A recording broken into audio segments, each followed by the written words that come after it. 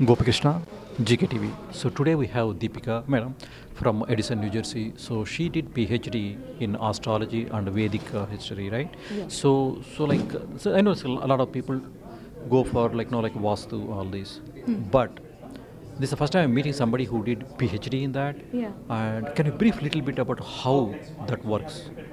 Okay, so see, Vedic sciences, it's we say Vedic sciences, it's a kind of a science only, right? But we have just forgotten all those sciences. We are becoming modern day by day. But earlier, when the people used to follow these sciences, whether it is astrology or Vastu, then the life was much happier. The life was much contented. The life was much healthier also. So, when we follow these sciences, we are attached to our roots. We are attached to that natural habitat.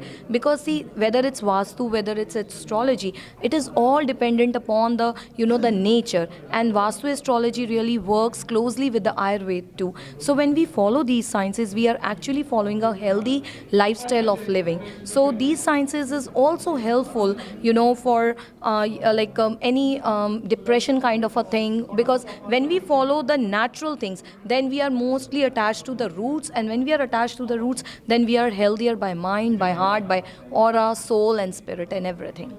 Sorry to interrupt you. Say my knowledge is very limited in that Okay. area. No So problem. when you say Vastu, are you saying the construction?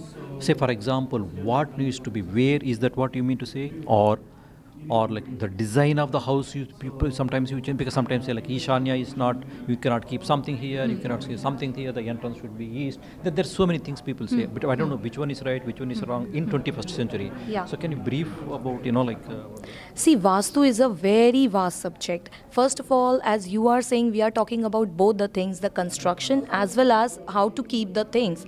Like, see, Vastu totally depends on as I said, it's a natural thing. So it depends on the movement of the sun. So, see, the sun rises from the east, then it goes to the southeast, then south, and so on. But it never goes to the north. So, in the Vastu, we always say that, kitchen are good if they are made on the southern side. Because at that time, in earlier days, the ladies does not have to used to have electricity. They used to wake up with the sunrise and sleep with the sunset, right? So the sunlight is important to cook the food. Nowadays, if we in today's modern context, if we connect that thing, so it is something like that. When we have the sunlight, then obviously the aura of the females are much better. The second thing is that the sunlight has the rays, which if you get those rays in the food, and as the science has also said that vitamin D is important for the human body. So similarly, nowadays also, if we keep the kitchens in the south or the southeast, it is much better. So the Vastu is totally based on the movement of the sun, and how the movement of the sun can have a good synchronization with the movement of the human being.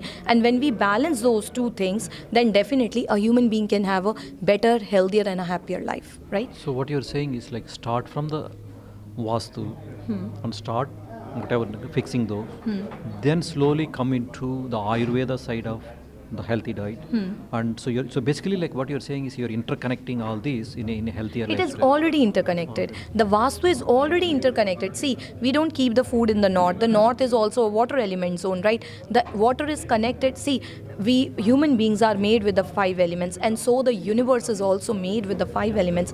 And Vastu astrology is actually the science which made synchronization, a harmony between the nature and the human being. So when we live according to the Vastu in astrology, we are actually living according to the nature. We are actually working with the nature, for the nature, and ultimately for ourselves.